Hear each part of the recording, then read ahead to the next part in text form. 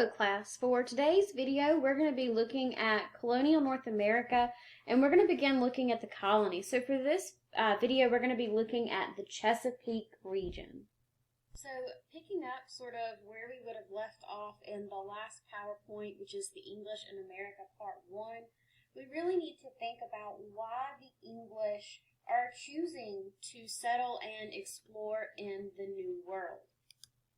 What's key here is that the English will choose to settle, and they're going to choose to settle more so than maybe the Spanish did. With the English, you can tell, first of all, that they are rivals with the Spanish at this point. They are becoming more powerful, and so are the Spanish. But one reason why the Spanish are becoming more powerful is because of all of the money that they are getting from their colonies in the Americas. So, of course, the English want to make sure that they are able to get in on that wealth as well. Another thing with the English is that the English, as well as the French, say that they want to be able to protect the Indians from the Spanish. They look at the Spanish, and there are a lot of atrocities that are taking place. If you think about Las Casas, which we talked about in the last video, he points out that the Spanish are very cruel to the natives. And for the English and the French, they use this as a reason for why they should come and why they should colonize, that they should do it because they will protect the Native Americans better than the Spanish were able to. In addition to that, at this point, the English are Protestant. So Protestant, they're still Christian, but they're not Catholic like the Spanish are. And they believe that if they come to the New World, they can give Native Americans religion. However, they're going to be giving them Protestantism as opposed to Catholicism. Another reason why the English really feel the need to come to the New World and to explore and to start to settle is because they also need somewhere that they can send the English. You'll see in the notes I have in quotes the phrase, saving the English. There are a lot of social reasons for the English coming to the New World. So if you think back a couple of PowerPoints, that we really focused on the reasons for the Spanish starting their exploration, and these are just a few reasons why the English are also choosing to come to the New World, and why, rather than just exploring and exploiting the land and natives, they also choose to settle and to stay. So the next thing to talk about is going to be the Virginia Company of London. Now, this is a joint stock company. This means that there are multiple investors in a single venture. In a way, you can almost think about it like the stock market. Multiple people are investing in this Virginia company. And the idea with this Virginia company is that they are going to send these ships of men to the New World. And once they get there, they're going to find a way to send wealth back to their investors. Now, at this point, they haven't explored North America as much as people have explored, say, South America, or thinking about the Caribbean. They haven't explored it as much, so they're not sure what that's going to look like. For the Spanish, they make a lot of wealth very quickly because of the gold and the gems and the riches that they are able to find. Pretty soon, however, they're going to find with the Virginia Company that might not be quite as feasible of a venture. So now let's think a little bit about what Jamestown would have looked like when the first settlers arrived.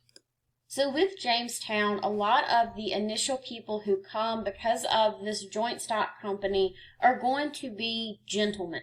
What that means is that these are people who are not used to working with their hands. They're used to a lifestyle where they don't have to work for their food, and they're not used to getting very dirty, which could be an issue when you're trying to come in and found sort of a new settlement.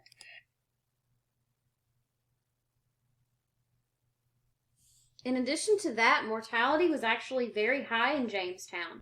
Not only do they not have enough food, but there are also issues with the Native Americans who are known as the Powhatan.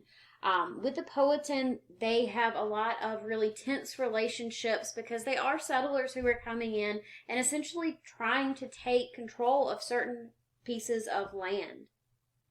So with the Powhatan Indians who live in Jamestown, well before the English even think about coming, and the English, they actually have some similarities as far as who they are. First of all, they have similarities in the fact that they both have a religion that they follow.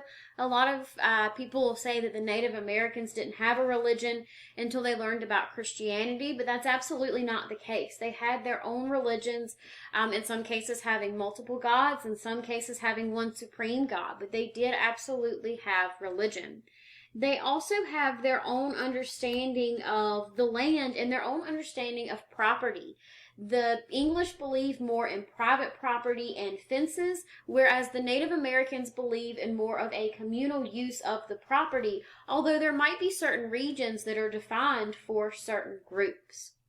They also have their own understandings of gender, and this understanding of gender actually leads to a lot of conflicts. For example, in Native American culture, the women are the ones who grow the corn. For a lot of the Englishmen, they view this as something that should not be acceptable because women are not supposed to be growing food in their views. And again, these are men who are gentlemen, so they don't believe that their wives should be doing work. For the Native Americans, they believe more in this idea of equality between these genders and the fact that the women are going to provide part of what they need to survive, and men do more of the hunting, and they also help to provide food. But rather than focus on the similarities that they might have, the English choose to focus on things that are different. So, for example, their race and the way that they dress. So the Powhatan definitely dress very differently from the English. The English have very thick clothing, and the Powhatan are going to have much different clothing, way more adapted to living in the Chesapeake, which is very hot and very swampy. And they also have differences as far as facial hair. So the Powhatan natives do not have a lot of facial hair, whereas the English have a lot of very big and thick beards at this point. In addition to that, they also focus on the differences that they have as far as their religion. So they're going to focus on the differences rather than any similarities. So now let's start to look a little bit deeper now that we have sort of a basis of the similarities and the differences that are perceived between the two groups. So you've all heard of John Smith. I know you have. You probably watched Pocahontas when you were young, and you got this certain perception of John Smith being this blonde, clean-shaven man.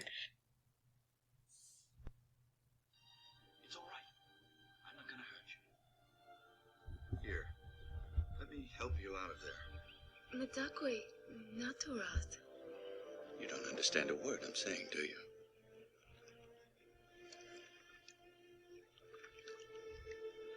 It's all right.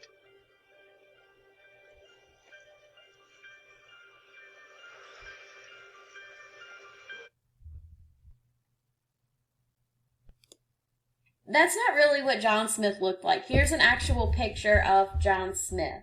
And as far as his backstory, he was once captured and sold into slavery in Russia, but he ended up killing his master and found his way back home on the Silk Road.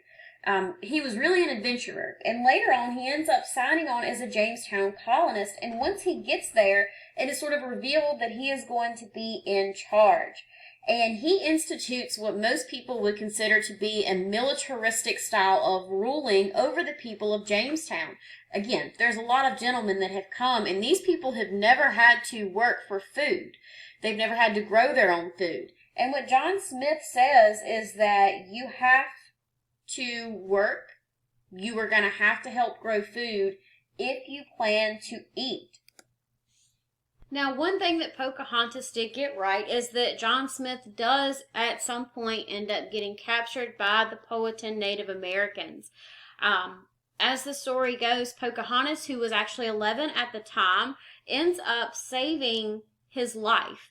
Now, a lot of people see that as her being a young girl and her really trying to help, but it's also a power play for the Powhatan Native Americans because when Pocahontas steps in and she's the one who saves him, it sort of helps to show dominance. and it also helps to create a trade relationship. So while Smith is there, the Powhatan Native Americans agree to help the colonists with food in return for other trade goods, but it's important to note that they do feel they have some control over that situation. So things go along for a year or so, but the years between 1609 and 1610, so thinking about that winter, that becomes known as the starving time. Things are very bad. Not only do they have very little food, but there are also really bad relations with the Powhatans. Eventually, John Smith is going to end up leaving, and the relationship that he helped to facilitate between the English and the Powhatan is going to very quickly deteriorate. So they decide that they are going to starve the English out. So this is the fort of Jamestown. So you can see what this looks like right here. This enclosure that they are so fond of is going to actually end up hurting them in the long run, because the natives decide that they are going to lock them in their fort, and if anyone tries to leave, they are going to be killed. So the winter between 1609 and 1610 becomes known as the starving time. A lot of people end up having to eat things like dogs and horses in order to survive. There are also instances where they believe people had to resort to cannibalism to survive. And by the end, only 60 of the nearly 500 colonists that had made the journey to the New World are going to be left alive. So think about that. Over 500 people have made their way to Jamestown in a short period of time. Thinking about it being settled in 1607, and we're talking about the winter between 1609 and 1610. But of that 500 people, only 60 people are going to survive into 1610. More people do begin to come to Jamestown, however, and tobacco will become known as Jamestown's savior. They're still trying to figure out how they're going to make money. And a lot of people believe that tobacco is Jamestown's savior. So this is a crop that is very labor intensive, and they are going to be able to use it in order to help make money to make Jamestown more viable and more profitable. Well, the man named John Rolfe, who actually marries Pocahontas, John Smith doesn't marry her in real life, but he ends up actually bringing a strand of tobacco to Jamestown that's really taken off in Europe, and people really want to get that strain of tobacco, and they end up growing it, and they figure out very, very quickly that it can become very profitable. However, this is going to help to create sort of a plantation type of system in Jamestown where they have to have the crop, which they have now, which is tobacco. They have to have the transportation to the Atlantic and back to England, and they also have to have the labor. And we'll talk about what that labor looks like in just 1 second. So tobacco takes off and things really start to explode in the colony, and the population is not only steady, but it is continuing to increase. And that brings us to 1619. There are many firsts of 1619, as they're called. The first of these is that the House of Burges is actually going to become the first representative government in the colonies. There are 22 burges, as they come from 11 plantations, and they are all white land-owning men. In addition to that, in 1619, you're going to have the first single women who are brought to Jamestown, which will again continue to expand that population and to help sort of stabilize Jamestown. The other first of 1619 is that the first African slaves are going to be brought to Jamestown. And we'll talk more about what slavery looked like in Jamestown and how it really sort of changed over time in just a second. The first important group of laborers that you see in the Chesapeake working on tobacco are actually going to be those who work as indentured servants. Now, with these indentured servants, what they would do is they would sign a contract in England with a man who could pay for their trip to the New World. In addition, that contract said that they would be taken care of. They will have somewhere to live and they would have food for a certain amount of years as long as they provide their labor. So they're basically signing away their labor for several years in order to get the trip to the New World. Most of these contracts last for about 4 to 7 years. With these contracts, they end up working out really well for the landowners. First of all, when they come to the New World, they get 50 acres of land for every person they bring with them. So if they can bring 2 indentured servants with them, that means they get an extra 100 acres of land. In addition to that, at the end of an indentured servant's time in servitude, the owner is supposed to give them a certain amount of land. He is supposed to provide them with tools and make sure that they have a home so that they can start off on their own. But for most of these men who bring over indentured servants, they don't have to worry about that, because initially in Jamestown, a lot of people don't live past 4 or 5 years. There's a very, very high mortality rate. Again, there's a lot of issues with diseases, and those diseases being spread by things like mosquitoes. So because of that, it's really cost effective. If you can pay for someone to come to the New World, then you're going to have their labor pretty much until they're gone. But eventually things start to change, and servants start to live longer. So servants, if they're able to live, these owners have to give them land. And more frequently, owners don't have any land that they can give, or they're unwilling to give that land. And because of that, you have a lot of poor whites who are beginning to live in Virginia. So real quick, I want us to think a little bit about what their sort of social hierarchy is going to look like. So at the top, you're going to have these gentlemen. These are these wealthy men. They are plantation owners, basically.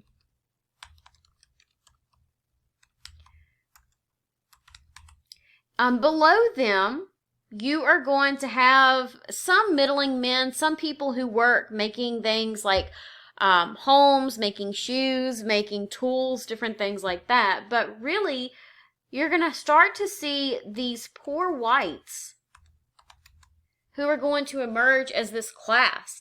They don't have land.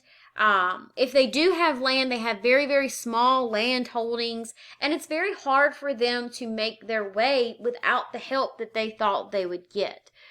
Then below them, you're going to have indentured servants.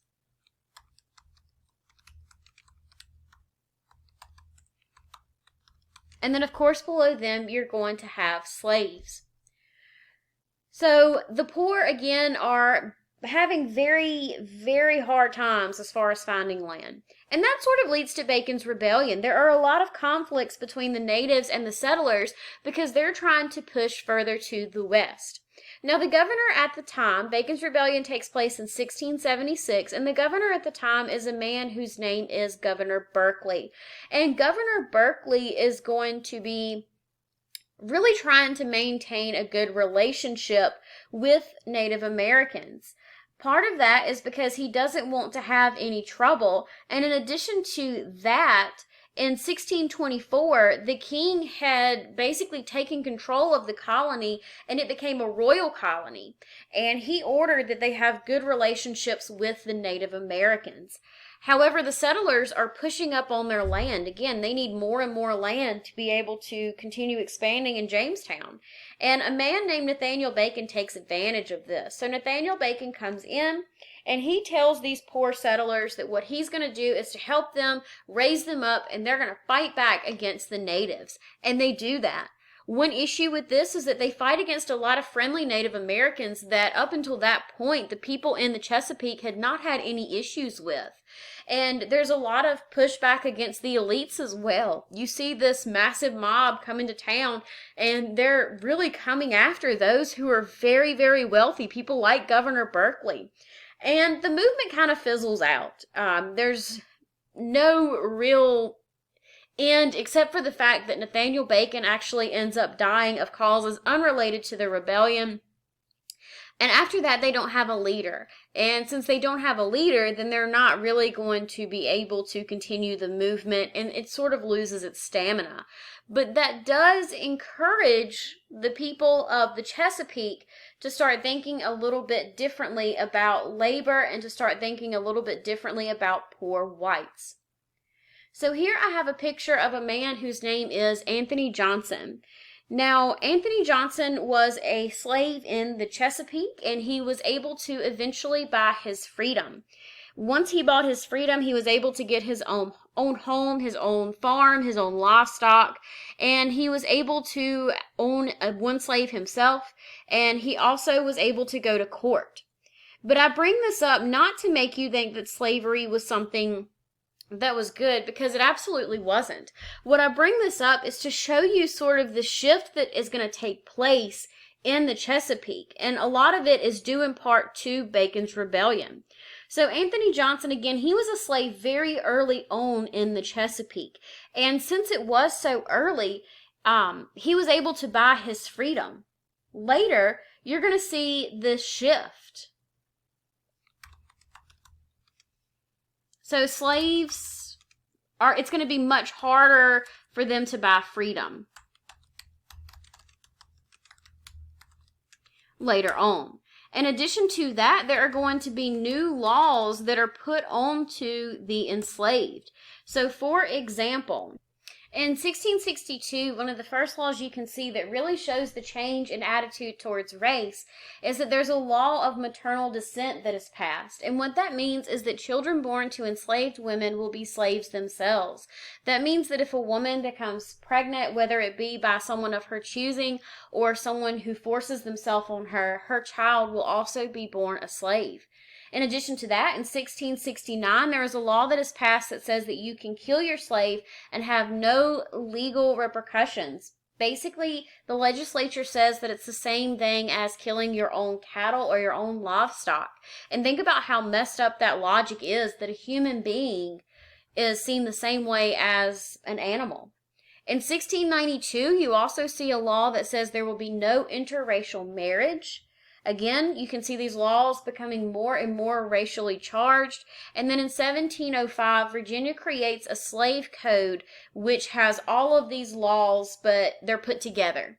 And you'll see that that is going to dominate all of the colonies that have slavery when it comes to the Americas. Well, at least with British North America. A lot of people look to Bacon's Rebellion and say that this sort of changed this. So we talked about this social structure with the indentured servants, poor whites, and slaves being beneath the gentlemen.